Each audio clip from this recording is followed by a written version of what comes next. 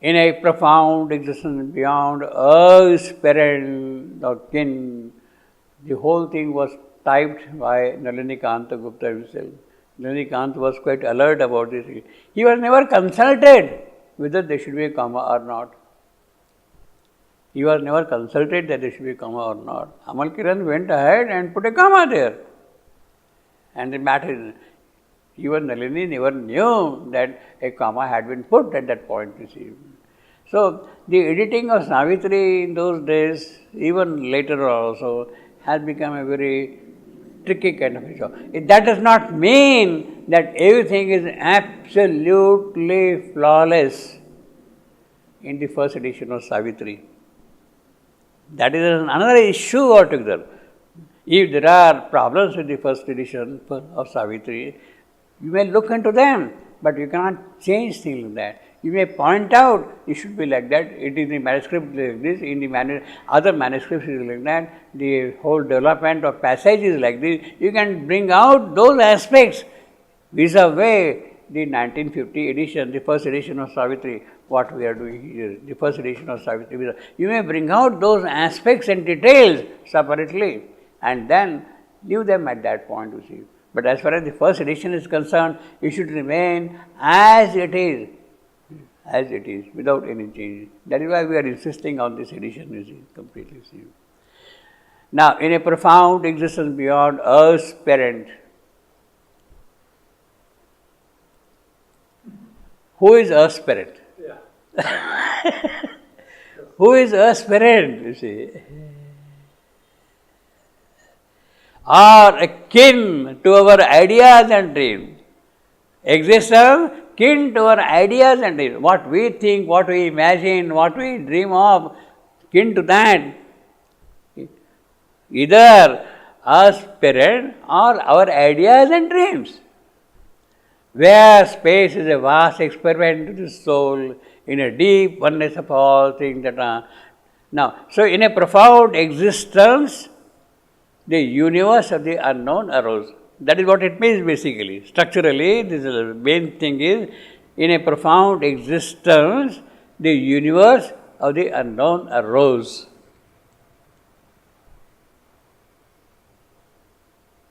Now, where is that existence? Beyond us parent. Now, that parent, who is that parent? He doesn't say parents. He says parent, single parent. The parent. Pardon me? One parent. Who? The parent. Not a parent. But who could be that parent? It's only one who is One. educating the child. Yeah. Well, I think my reading is slightly different from that parent. Maybe, but let us see how we can say in the very first canto of Savitri. 2.35. Let us read 2.35. Now, Savitri is swaying back and forth and that kind of a thing in that condition. And then what does she say there? All came back to her. All came back to her. What is that all? Earth and love and doom. These are the three ancient disputants for which Savitri is there. Savitri had to resolve that dispute. It is in that context she has come. All came back to her, earth and love and doom. The ancient disputants, they are the three disputants, earth and love and doom. 2.35. Encircled her like giant figures wrestling in the night. Encircled her, Savitri. Like giant figures wrestling in the night, the Godheads from the dim inconscient born. The three disputants, earth and love and doom, the Godheads from the dim inconscient born. From the dim inconscient born. So naturally, the parent of the earth is the dim inconscient. From the dim inconscient born, he is the parent. See, obviously the problem is in the inconscient. Earth was created as a specific center of activity in conscience to work out certain things. Love had plunged into the inconscience, so he became a part of inconscience. Doom has sprung up from inconscience, death. So they are all actually the product of inconscience, born from inconscience. Love and earth and doom.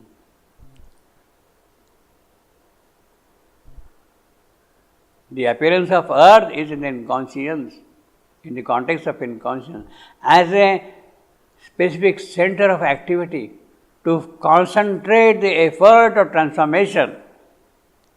The earth was created in the inconscience.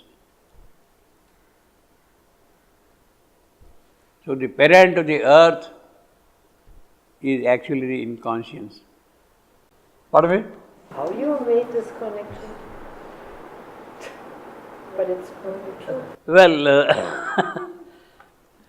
in a profound existence beyond us, parent or kin to our ideas and dreams. Our ideas and dreams, that is what we are now, from inconscience born, our ideas of inconscience. Vast space is a vast experiment of the soul in a deep oneness. Now all this thing is in the deep oneness. It is the Satchidananda awareness which is present everywhere. The deep oneness is the Satchidananda awareness everywhere. That does not go away at all, you see.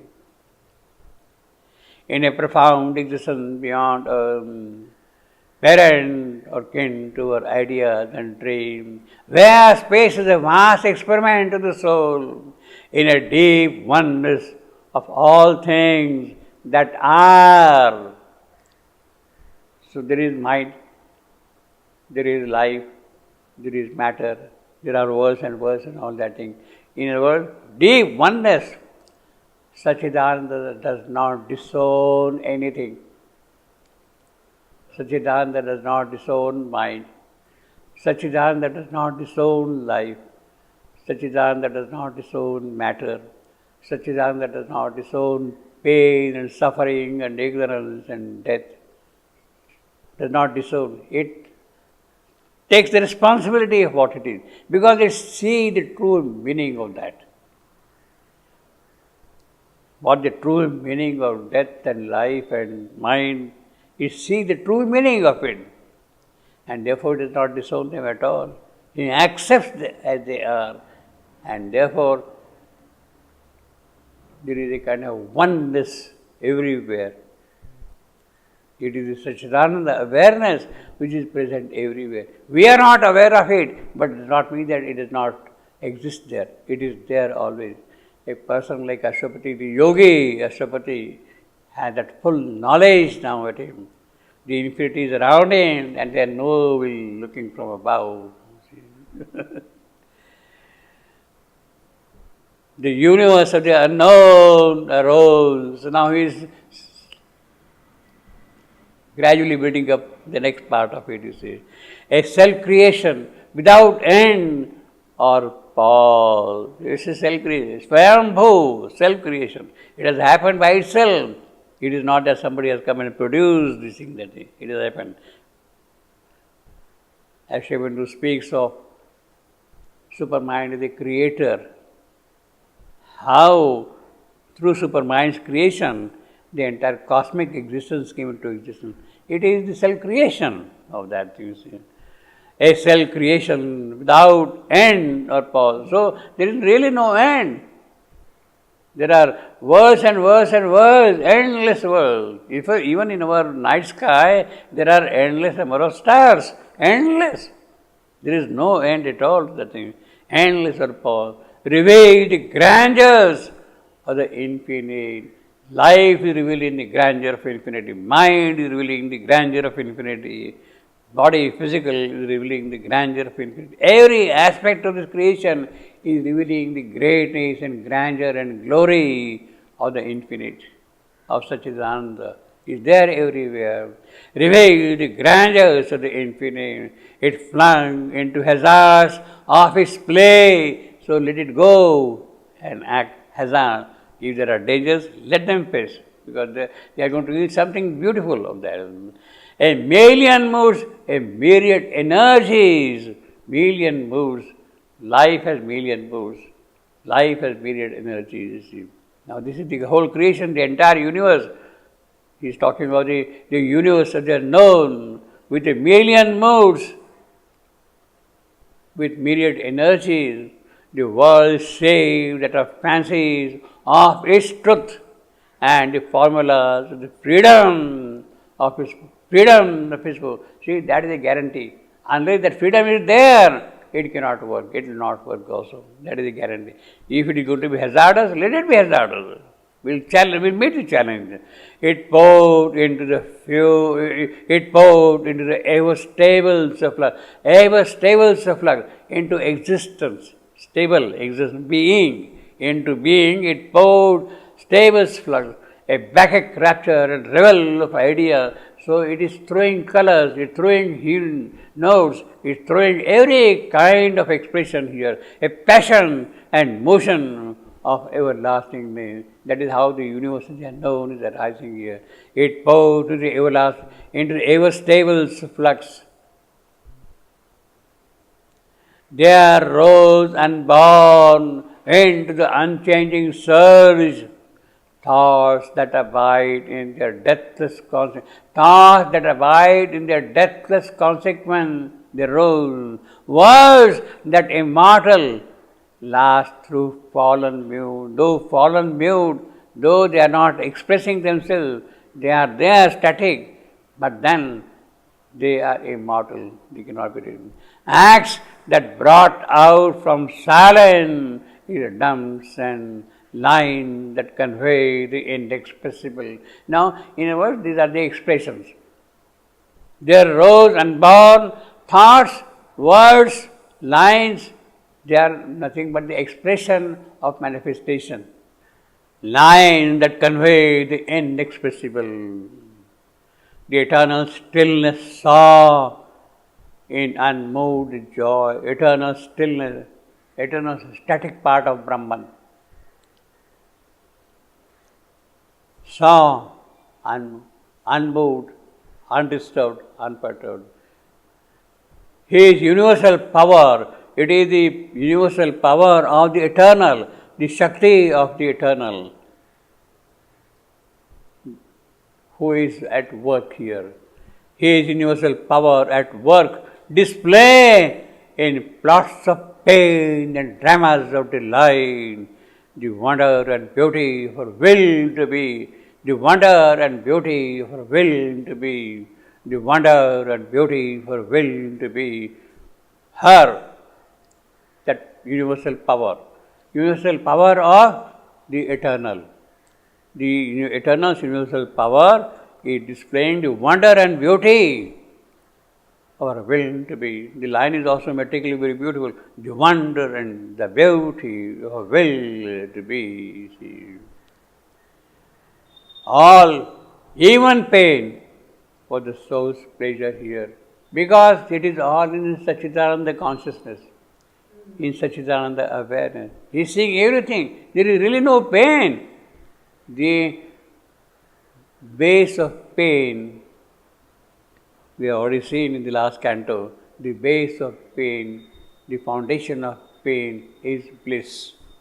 The foundation of knowledge, of ignorance, is knowledge. The foundation of death is life. You see. The base is there already. All, even pain, was the soul's pleasure here. Here, all experience was a single plan because of that oneness of Satchidananda experience. The thousandfold expression to the one, he is repeating again, the thousandfold expression to the one. These are nothing, this whole hierarchy of world, the multiplicity of this creation is joy of expression in many forms, many endless forms. That is an aspect of the joy. The thousandfold expression of the one, all came into his single view. Single view. What is a single view? The view of Satchidananda.